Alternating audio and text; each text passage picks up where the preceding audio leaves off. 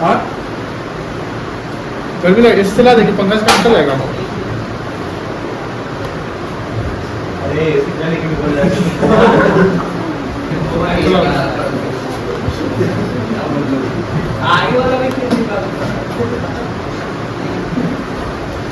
Office हल कर देना।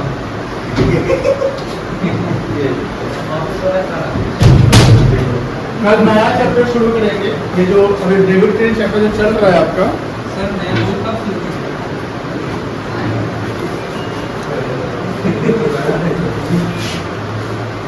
क्या है बेटा? जब बोल रहे थे कि अकाउंट्स के बारे में हाँ हाँ शुरू होगा बेटा। इसी का बोल रहे थे किसका आप आ जाएगा उसका हम बोल कर सकते। बोले थे कि आपका नहीं हाँ सब फैन बंद कर। हाँ फैन बंद कर दो। लाइन कट गया।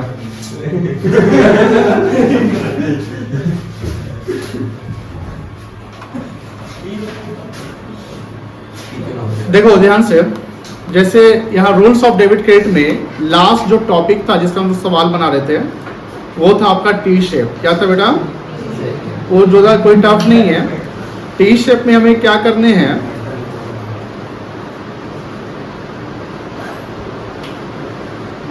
यही ना है? हाँ T shape account.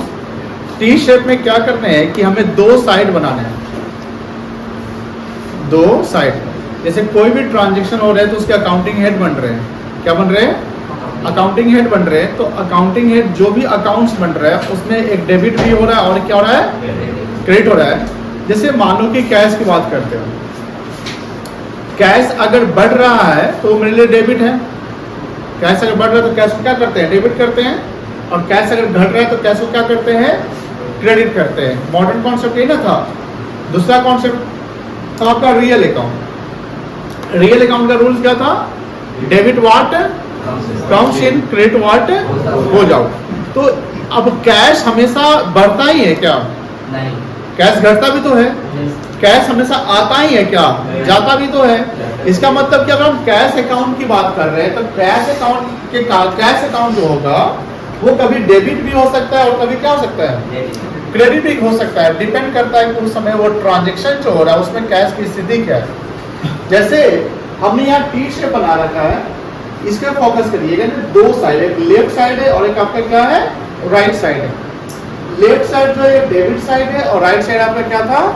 Credit side था। यहाँ पर शॉर्ट में लेफ्ट साइड कॉर्नर पे हम शॉर्ट में डीआर लिखते हैं। DR stand for debit, DR stand for debit और सीआर स्टैंड फॉर क्रेडिट। कोई दिक्कत नहीं है। जब डेबिट की बात करते हैं यहाँ, जैसे अगर मान लो कि यहाँ ट्रांजेक्शन है, जैसे देखो रेंट रिसीव हो रही है तो रेंट रिसीव, तो रेंट मेरे लिए इनकम है। रेंट मेरे लिए क्या है? और रेंट मेरे लिए नॉमिनल अकाउंट नेचर का हो गया। बट रेंट रिसीव करे तो मोड रेंट रिसीव का क्या है? कैश होगा। तो अगर कैश में पैसा आ रहा है तो कैश अकाउंट बनेगा अकाउंटिंग है। और कैश अकाउंट अगर बढ़ रहा है तो कैश बढ़ रहा है ना यहाँ पे। तो जब कैश बढ़ रहा है तो हम कैश अकाउंट बना रहे हैं। क्या बना रहे हैं? Cash account. तो कैश अकाउंट में हम जिस मोड से पैसा आया है, ये 5,000 डेबिट साइड लिखेंगे। ये 5,000 किस चीज का पैसा है? तो वो है आपका रेंट का। तो पैसा किस चीज का है? रेंट का। तो दैट्स व्हाई हम यहाँ पर टू रेंट लिख देंगे 5,000 रुपया। कोई दिक्कत नहीं है। क्लियर है? तो अब यहाँ हम सिर्फ फोकस कर रहे हैं कैश अकाउंट पे। कैश अकाउंट मतलब कैश पे इम्पैक्ट अगर बढ़ रहा है, ये है इंक्रीज साइड, यानी कैश अगर बढ़ रहा है तो डेबिट साइड में, कैश अगर घट रहा है तो बोलो क्रेडिट साइड में। कैश बढ़ रहा है तो किस साइड में बेटा? डेबिट साइड में। कैश अगर घट रहा है तो किस साइड में? क्रेडिट साइड में। दूसरी एग्जांपल थी सैलरी पेड। अब मुझे बताओ सैलरी जब हम पेड करेंगे स्टाफ को तो मेरा कैश घटेगा कि बढ़ेगा? कैश घट जाएगा। आप लोग बोलिएगा बेटा कैश मेरा क्या होगा? घट जाएगा। जब कैश घट जाएगा तो किस साइड जाएंगे? क्रेडिट साइड की डेबिट साइड? क्रेडिट साइड जाएंगे। कैश बढ़ेगा तो डेबिट साइड, कैश बढ़ेगा तो डेबिट साइड, कैश घटेगा तो क्रेडिट साइड। यहाँ पर देखो कैश घटा कितना से है? 1000 से। तो यहाँ 1000 लिख दिए। ये पैसा किस चीज का है? सैलरी। और एक चीज याद रखिएगा, डेबिट साइड में 2 लिखते हैं, क्रेडिट साइड में क्या लिखते हैं, बाई। कोई दिक्कत नहीं है। उसका अब देखो third, salary paid through UPI. UPI का फुल फॉर्म क्या था? Unified payment interface. अब बताओ, सैलरी पेड हम यूपीआई से करेंगे तो मेरा पैसा कैश बैलेंस घटेगा कि बैंक बैलेंस घट जाएगा? बैंक बैलेंस घटेगा, क्योंकि यूपीआई जब करते हैं तो बैंक से पैसा कट जाता है। तो कैश में कोई इम्पैक्ट पड़ा यहाँ पे? कैश में कभी इम्पैक्ट नहीं पड़ा, तो इसका हम एंट्री कैश अकाउंट में नहीं। कैश अकाउंट में वही ट्रांजेक्शन जाएंगे जहां कैश पे इम्पैक्ट करता है। अगर ये कहलाएगा नॉन कैश ट्रांजेक्शन। क्या कहलाएगा? Non cash. फोर्थ देखिए, कैश इंट्रोड्यूस मतलब लाना इनटू द, ये कौन लगाया होगा पैसा? प्रोप्राइटर। बिजनेस से पैसा लगाया तो हम जब अकाउंटिंग करते हैं तो बिजनेस का पॉइंट ऑफ व्यू समझते हैं। किसका पकड़ते हैं? बिजनेस का point of view. Cash introduce into business, यानी बिजनेस में कैश आया। कैश क्या हुआ? तो कैश डेबिट हो जाएगा। तो कितना रुपया लगाया? तो हम डेबिट साइड जाएंगे, क्रेडिट साइड जाएंगे? डेबिट साइड जाएंगे। और यहाँ देखो, डेबिट साइड में कैश लिखे तो ये पैसा प्रोप्राइटर लगा रहा है, that's why we write a capital. क्या लिखेंगे? कैपिटल। कोई दिक्कत नहीं है। अब यहां देखिए, cash deposited into the bank. Cash bank में हमने क्या किया? मेरा कैश बैलेंस जो है, मतलब कैश मेरा गया कि आया? गया। कहाँ गया? बैंक में गया। तो कैश मेरा घट गया, तो क्रेडिट की डेबिट? क्रेडिट करेंगे। क्या करेंगे? Credit. Cash deposit bank 5,000 credit करेंगे। यहाँ देखो 5,000 क्रेडिट साइड में लिखा हुआ है। किस कहाँ गया पैसा? बैंक में। तो बाई बैंक करते हैं। आगे देखो, उसके बाद देखो यहाँ पर देखो, मशीनरी परचेज। ये बड़ा इंपॉर्टेंट है। मशीन हमने खरीदा, परचेज फ्रॉम आयुष फॉर ₹10,000। अगर यहां तक की बात करें तो ये क्रेडिट ट्रांजेक्शन है। फिर आगे लिखता है 20% बीइंग पेड बाय। मुझे बताओ, मशीन हमने कितने रुपए का खरीदा है? 10,000। मशीन हमने खरीदा 10,000 रुपए का। मशीन का कॉस्ट कितना है? 10,000। लेकिन हम आयुष को 10 रुपए नहीं चुका है। कितना रुपया पेमेंट किए हैं? 2,000। 10,000 का 20% कितना आएगा बताओ? 2,000 रुपया आएगा। मेरा कैश कितना गया? 2,000 रुपया। अब कैश गया, क्या होगा? कैश गया। तो कैश क्रेडिट होगा कि डेबिट होगा? क्रेडिट होगा। बाई साइड में लिखेंगे। किस साइड लिखेंगे? बाई साइड में लिखेंगे। बाई मशीनरी कितना रुपया? 2,000। कोई दिक्कत नहीं बेटा। तो बाकी का जो 8,000 है वो क्रेडिट नहीं देखिए, अभी हम बात कर रहे हैं कैश अकाउंट की। जो बाकी का 8,000 वो किसको देंगे? आयुष को। किसको देंगे? तो वो आयुष का जब अकाउंट बनाना होगा तो आयुष के अकाउंट में दिखेगा। अकाउंटिंग हेड का मतलब समझ रहे? जिस अकाउंट्स में अकाउंटिंग हेड का मतलब अभी आप मशीनरी अकाउंट बन सकता था ना, मशीन कर एक आयुष अकाउंट भी बन सकता है, बिकॉज आयुष को पैसा देना है। तो जब हम आयुष अकाउंट बनाएंगे तो आयुष के अकाउंट में 8,000 दिखेगा। जिससे मतलब जहां पर जो इम्पैक्ट पड़ा, कैश पे जितना इम्पैक्ट पड़ा वो कैश अकाउंट में दिखेगा। 8,000 तो मुझे आयुष को देना है ना, अभी हम तो दिए नहीं, तो मेरा कैश में इम्पैक्ट 2,000 से ही पड़ा। That's why we should show only ₹2,000 into the cash account. We are discussing just a cash account, not the all accounts. यहाँ कहीं कैपिटल अकाउंट नहीं दिख रहा, ये कैश अकाउंट है। ये कैश पे क्या इम्पैक्ट? कैश आया तो डेबिट साइड, कैश गया तो क्रेडिट। कैश पे फोकस कर रहे हैं। किस पे फोकस कर रहे हैं? सिर्फ और सिर्फ कैश पे फोकस कर रहे हैं। कोई दिक्कत नहीं है। अब बात यहाँ अरे बैलेंसिंग की, तो बैलेंसिंग हमने बताया था कैश का बैलेंस हमेशा पॉजिटिव होता है, मतलब हमेशा डेबिट बैलेंस ज्यादा होगा। दूसरा बैलेंसिंग का हमने एग्जांपल लिखा था, भैया टोटल पहले लगा लो। जैसे कैश अकाउंट का वर्किंग, डेबिट साइड का टोटल कितना था? 15,000 और क्रेडिट साइड का टोटल कितना था? इसको छोड़ दे तो बैलेंस आ जाता है। कितना है? 5 1 6 2 8,000। तो डेबिट साइड है 15,000, क्रेडिट साइड कितना है? 8,000। इसका डिफरेंस कितना आएगा? 15 minus 8 7,000। This is called the balance. इसको क्या बोलेंगे बेटा? तो डेबिट साइड ज्यादा है कि क्रेडिट साइड ज्यादा है? कौन सा साइड ज्यादा लग रहा है? Debit side. इसको डेबिट बैलेंस कहेंगे। देखिए, furniture prepare T shape account. क्या से बना है? ये टी है, आपको टी लिखना बताए थे। ये पार्टिकुलर्स अमाउंट, पार्टिकुलर्स अमाउंट। ये कौन सा साइड है? अरे कौन, डेबिट की क्रेडिट? और ये डी आर यहाँ लिखा हुआ है, यहाँ सी आर लिखा हुआ है। सी आर मतलब क्रेडिट, डी आर मतलब डेबिट। कोई इशू नहीं है। अब देखिए, prepare T shape account of क्या? तो अब हमें फर्नीचर पे फोकस करना है। किससे फोकस करना है? फर्नीचर। मुझे बताइए, फर्नीचर मेरे लिए एसेट्स है कि लाइबिलिटी है? एसेट है। जिसका अकाउंट्स बनाना है ना, तो मॉडर्न, जैसे अभी अब रूल्स ऑफ डेबिट पे हमने 4-5 लेक्चर निकाल दिए। जिसका भी अकाउंट्स बनाना है तो उसके रूल्स क्या चाहिए?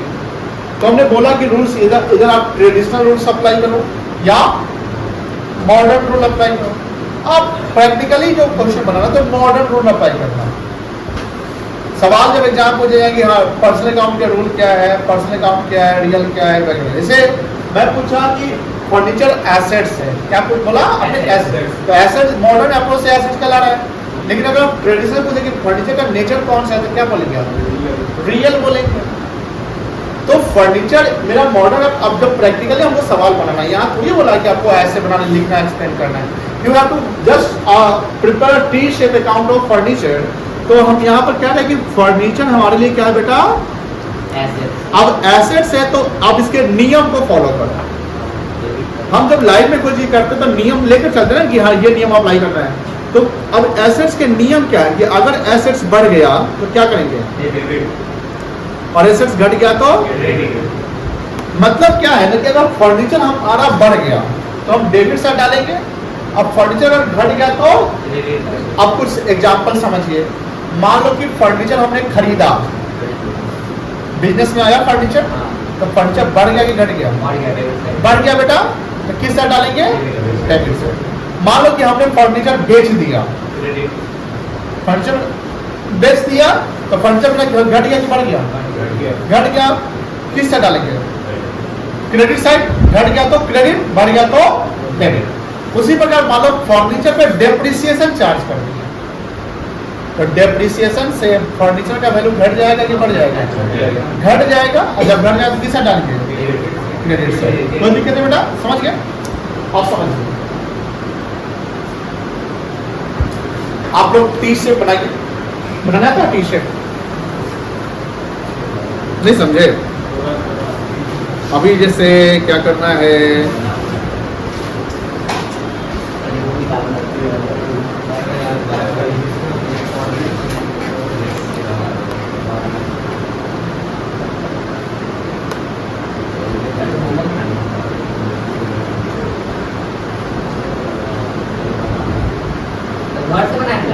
अरे अभी बनाना भाई बड़े।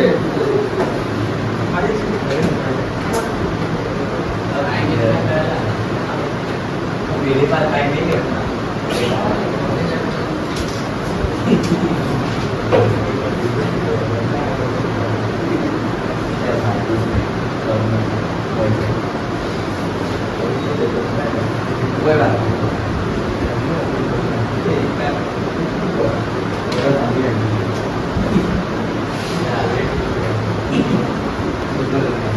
हम लोग बनाएंगे। यहाँ पर देखो सॉल्यूशन,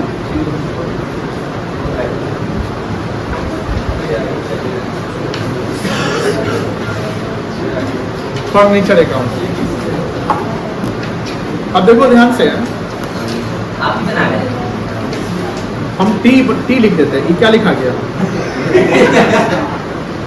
पहाड़ बन गया था।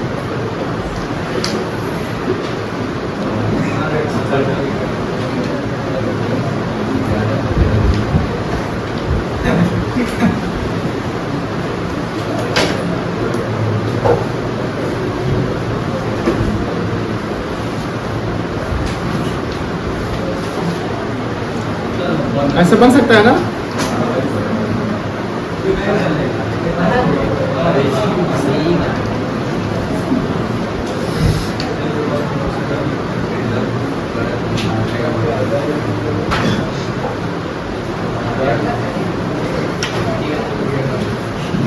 अच्छा यहाँ बता अभी बनाओ। स्केल है आपके पास?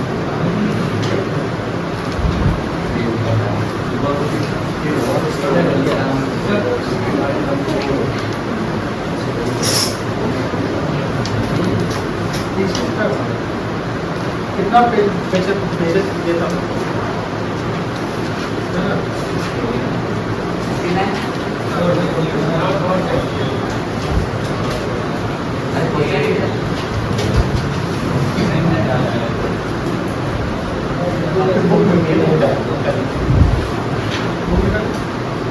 फिलहाल का जितना उपयोग है उसमें होगा तो मेरा आंसर भी होगा सर ईमानदारी से बताना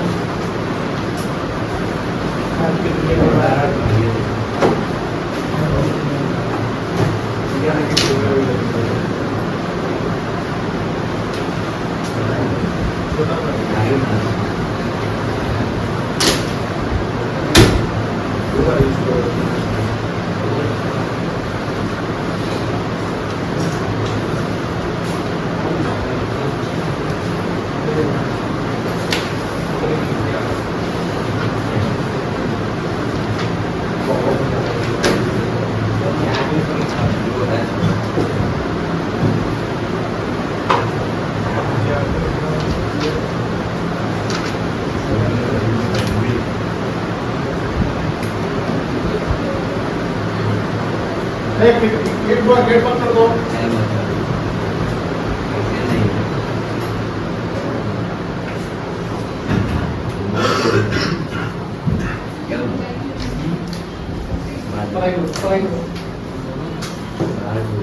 चलिए देखो ये टी शेप बन गया। अब मुझे बताइए, आप लोग भी बताइएगा, लेफ्ट साइड में यहाँ पर क्या लिखेंगे, टी आर में सी आर? Very good.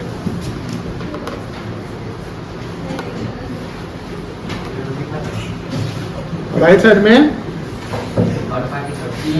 यहाँ क्या लिखेंगे, पार्टिकुलर्स।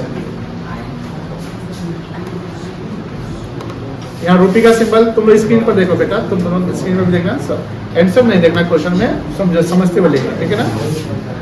यहाँ भी क्या लिखेंगे, पार्टिकुलर्स। पहला दिन आप लोगों को थोड़ा दिक्कत होगा, 2-3 दिन दिक्कत होगा। यहाँ रुपी, ठीक है ना, इसको बढ़िए कॉपी में। आपने फॉर्मेट नहीं बनाया, 20 से लाइन नीचे, 20 से पेज के 20 से लाइन नीचे, मिडिल लाइन हो गया। बड़ा दिक्कत है, किसको दिक्कत हो रही है, क्या दिक्कत हो रहा है? नहीं हो रहा है दूसरा बात मन क्यों में लगा हुआ था, वेट कर रहा था कि मेरा बारी आएगा। क्या तुम ही ना था, पीछे से दिखा था तो बोला मंगे हैं।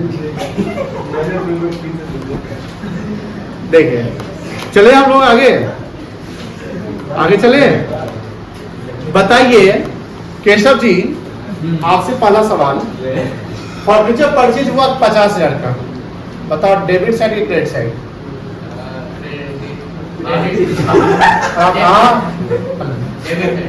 क्यों डेबिट होगा? क्योंकि बढ़ गया, खरीदे हम फर्नीचर। आप लोग सोचिए बेटा, आप लोग फोकस करेगा, कंसंट्रेशन यहाँ रखिएगा।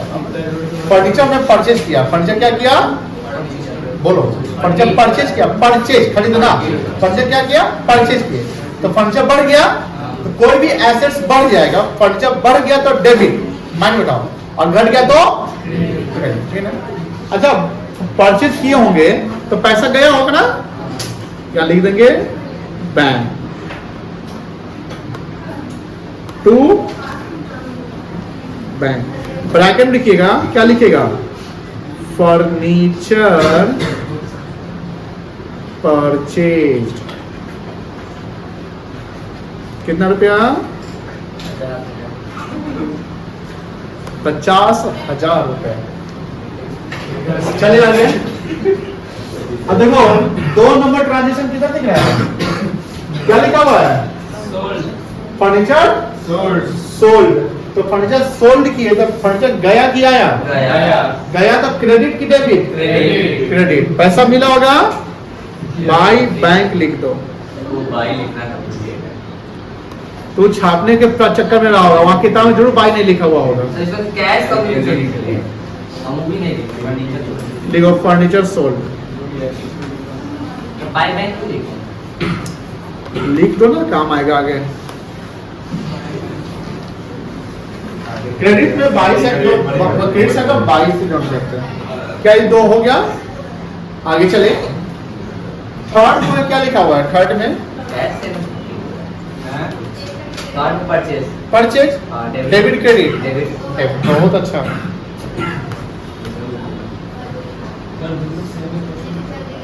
क्या कुछ बोल रहे हैं क्या कौशिक जी? अभी कह रहा है कि नाम बोल रहा है 48 नंबर बहुत को आया है। कुछ तो करता है चलो 15,000 हो गया, आगे चलिए। चलो आयुष आप बताइए, ओल्ड फर्नीचर डिस्कार्डेड, डिस्कार्डेड का मतलब क्या होता है? डिस्कार्ड मतलब हटा देना फालतू है, खराब है। घर में कभी ना टूटा फूटा फर्नीचर आता तो उसको हटा दो। डिस्कार्डेड मतलब क्या हुआ? हटा देना। इससे फर्नीचर का वैल्यू घट जाएगा, बढ़ जाएगा? घट जाएगा। क्या करें? Credit debit, very good.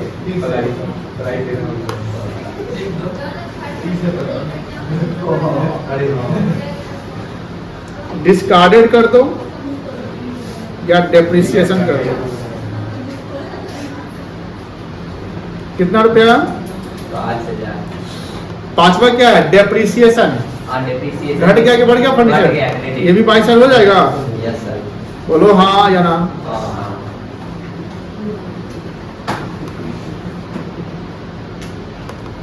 चलो इतना नोट करो। वो तो क्या बैलेंसिंग करना करो। 47,000 फाइनेंस हो जाएगा बनाया है तो तुम क्या किया? गलती हो गया भाई तीन है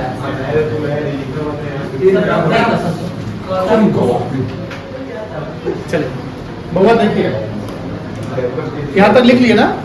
अब देखिए बैलेंसिंग करना है। क्या करना है? बैलेंसिंग बैलेंसिंग करने के कुछ नियम है। नियम है कि पहले तो दोनों साइड चेक करो कौन सा साइड ज्यादा है। एक चीज ध्यान रखिएगा, लिसन केयरफुली, लिसन केयरफुली। जो एसेट्स होता है हमारा, अभी यहाँ देखिएगा ऋषभ, जो हमारा एसेट्स होता है, उस एसेट्स का जब हम बैलेंस चेक करें तो एसेट्स का बैलेंस हमेशा आपका डेबिट होगा। क्या होगा? डेबिट होगा। एसेट्स का बैलेंस हमेशा क्या होगा? इसका मतलब हुआ कि डेबिट साइड जो है, ज्यादा होगा ए हल्ला नहीं हुआ, is higher over credit side. Debit side किस साइड से ज्यादा होगा बेटा? क्रेडिट साइड से ज्यादा होगा, यानी क्रेडिट साइड हमेशा कम होगा अगर एसेट्स की बात करते हैं। लायबिलिटी की बात नहीं कर रहे हैं, लायबिलिटी का जस्ट इसका उल्टा हो जाता है। तो एसेट्स की बात करें तो एसेट्स का बैलेंस क्या होगा? डेबिट होगा। अब चूंकि फर्नीचर हमारा क्या है? फर्नीचर हमारा क्या बेटा? एसेट्स है, तो इसके डेबिट साइड चेक करिए, वर्किंग नोट करके इसके डेबिट साइड चेक करिए कि इसके डेबिट टोटल कितने हैं, बता सकते हैं? डेबिट साइड में टोटल कितना है? 50,000 यहाँ पर, 7,000 पर, कितना का टोटल? 65,000। क्रेडिट साइड का टोटल बताओ।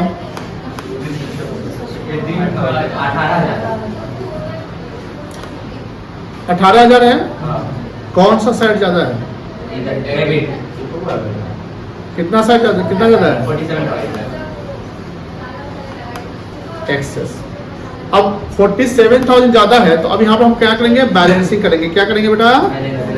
बैलेंसिंग। जो साइड ज्यादा उसका टोटल लगा देंगे उसी साइड पहले। तो ये साइड 65,000 था, यहाँ लिख दो, यहाँ 65,000 लिख दो।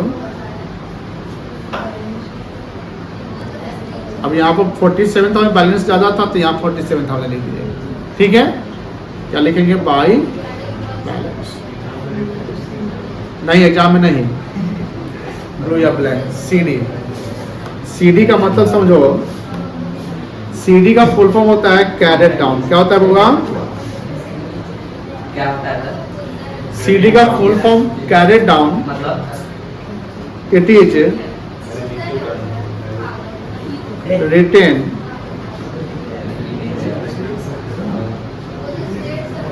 As closing balance. जब हम क्लोज करते हैं ना, जैसे अभी क्या है ना, सुनो ध्यान से, अभी हमने टी शेप अकाउंट में किसका अकाउंट बनाया, तो फर्नीचर के अकाउंट में जो भी ट्रांजेक्शन फर्नीचर से रिलेटेड थे उसको हमने डाल दिया। इसके बाद हम इसको क्लोज कर रहे थे। क्या कर रहे थे? क्लोज इन द सेंस की बैलेंसिंग करना ही क्लोज कहलाता है। बैलेंसिंग करना क्या कहलाता है? क्लोज। समझिए बात को। तो हमने क्या किया कि डेबिट साइड का टोटल आया 65 आया, यही टोटल 65 हमने यहाँ पर डाल दिया। अब हमने चेक किया कि क्रेडिट साइड का टोटल जो है वो 18,000 है, यानी 65,000 से 18,000 माइनस करेंगे तो कितना आएगा? 47,000। तो this is called the balance, and this balance is called closing balance. Closing balance is the balance which are appears at the end of the accounting year. यह सबसे लास्ट में जब बैलेंस करके बाद जो बचता है उसे हम क्लोजिंग बैलेंस कहते हैं। एंड में क्लोजिंग, क्लोज, बंद, लास्ट। जैसे आपने ओपनिंग डेट क्लोजिंग डेट सुना होगा, तो ओपनिंग डेट क्या हुआ? First day of accounting year. First day of accounting year इसका what? Opening date. Closing date क्या बताए थे? Last day of accounting year. तो फर्नीचर में जो ट्रांजेक्शन हो रहे, खरीदे, बेचे, डेप्रिसिएशन हुआ, ये ड्यूरिंग द ईयर का ट्रांजेक्शन है।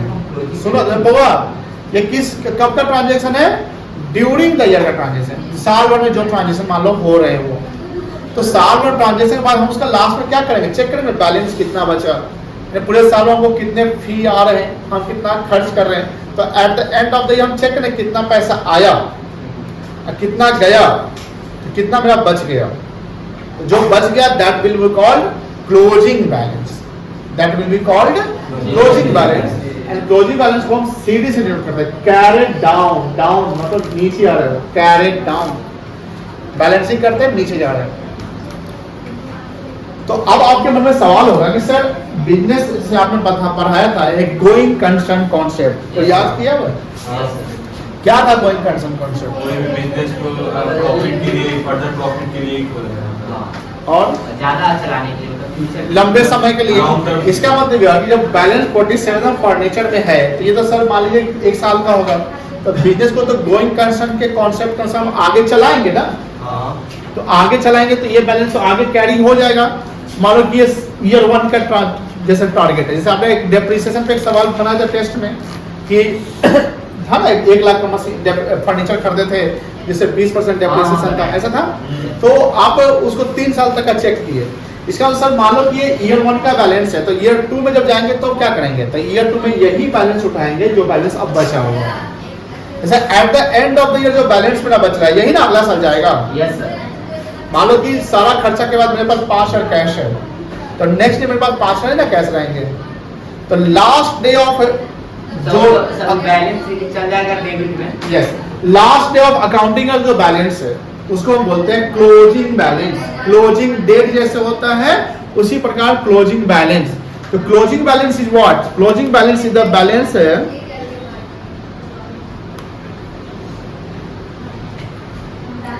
the balance of any accounts, the balance of any accounts at the end of accounting year. जैसे 31 मार्च हो गया, 31 दिसंबर हो गया, ये तो साल का अंत है ना, क्लोजिंग है ना। आप सुनते ना क्लोजिंग चल रहा है, क्लोजिंग चल रहा है। तो क्लोजिंग चल रहा है तो एट द एंड आप तो रिजल्ट पे पहुंचेंगे कि क्या मेरा बैलेंस बच गया, कितना इन्वेंट्री का बैलेंस है, कितने डेटर के पैसे मेरे बाकी है, कितना क्रेडिटर का पैसा है, कितना मशीन का है, कितना फर्नीचर का है। एवरी अकाउंट के हमको बैलेंस चेक करने होते हैं, और जो एंड ऑफ द ईयर के बैलेंस होते हैं उसको बोलते हैं क्लोजिंग बैलेंस। क्या बोलते हैं बेटा? Closing balance. और क्लोजिंग बैलेंस को CD से डिनोट करते हैं, C/D, दोनों स्मॉल लेटर में होगा, C/D, CD का फुल फॉर्म हमने बताया कैरेट डाउन। सर डाउन क्यों लिखा हुआ है? कैरेट डाउन मतलब कि सर कैरी कर रहे हैं, जैसे अब बैलेंसिंग करें तो सबसे अंत में जा रहे हो, कैरेट डाउन कहीं से लाए हम, इसलिए वो कैरेट डाउन हो रहा है। तो सर अब अगर लास्ट ऑफ अकाउंटिंग के बैलेंस को क्लोजिंग बैलेंस बोलते हैं, तो फर्स्ट डे ऑफ अकाउंटिंग के बैलेंस को क्या बोलेंगे आप? Opening balance.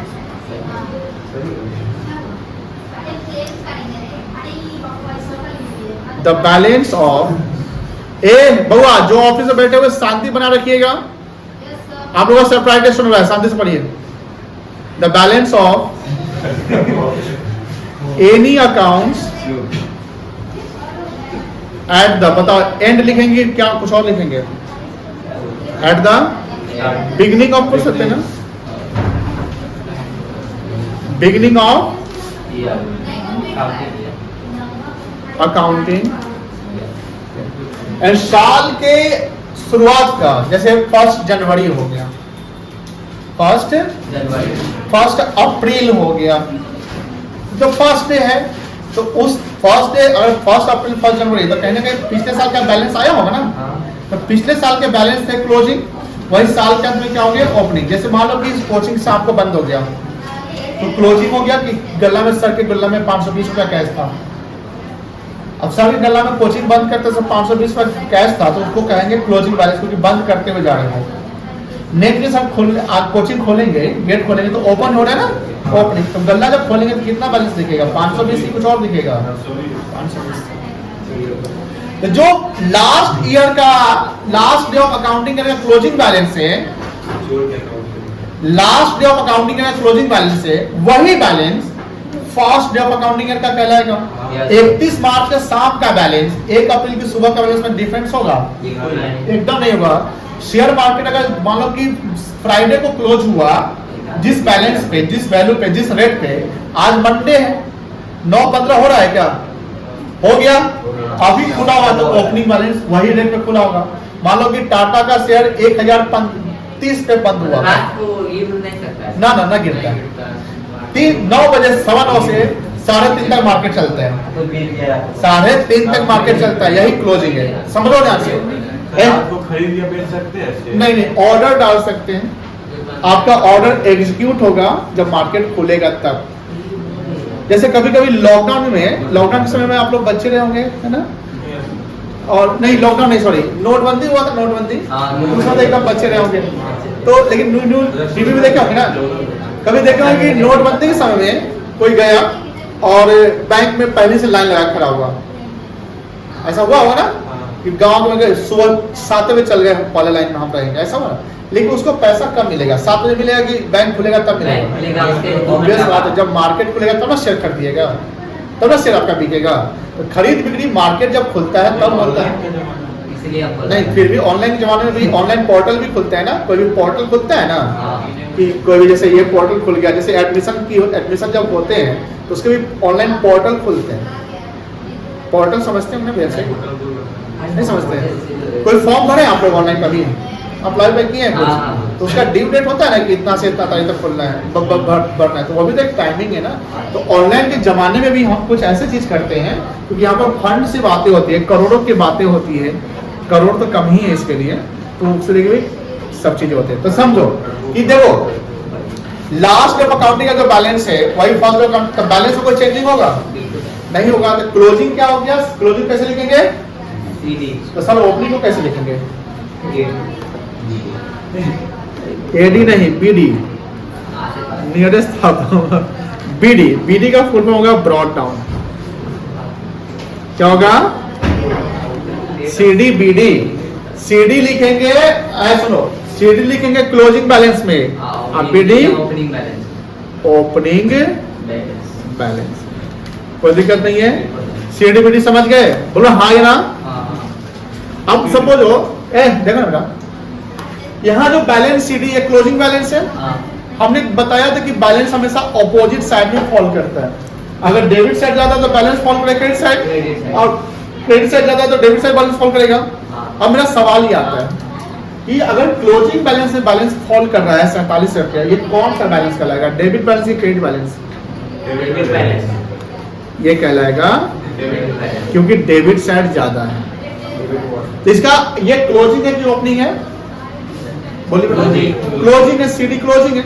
अब इसका ओपनिंग यहाँ आ जाएगा, क्रॉस चलते हैं। क्रॉस क्या चलेंगे? क्रॉस। देखो, एक साइड डेबिट है, एक साइड क्रेडिट है। अगर कोई डेबिट हो रहा है तो कहीं ना कहीं क्रेडिट हो रहा होगा ना।